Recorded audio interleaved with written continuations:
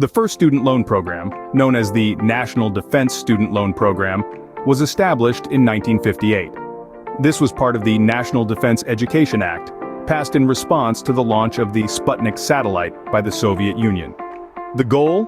To boost education in the so-called critical areas like science, math, and foreign languages, but as we all know, the road to student debt is paved with good intentions.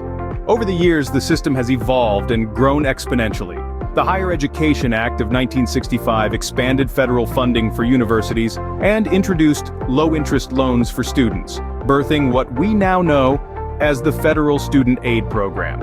In the early years, these loans played a vital role in making higher education accessible to the masses.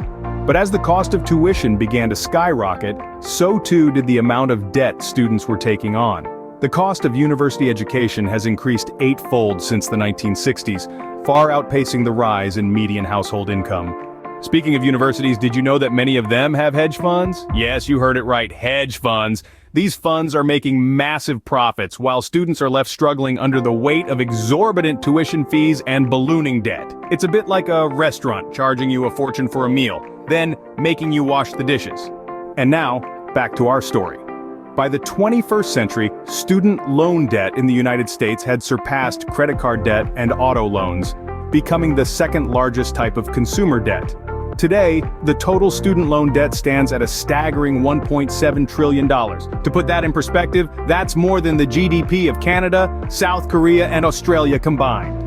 But despite these daunting numbers, remember that knowledge is power, and knowing the history and the reality of student loans is the first step towards navigating this complex landscape. Thank you, dear listeners, for sticking with me till the end. If you enjoyed this video, please give it a thumbs up. And don't forget to hit the subscribe button before you leave. Your support is invaluable in helping this channel grow.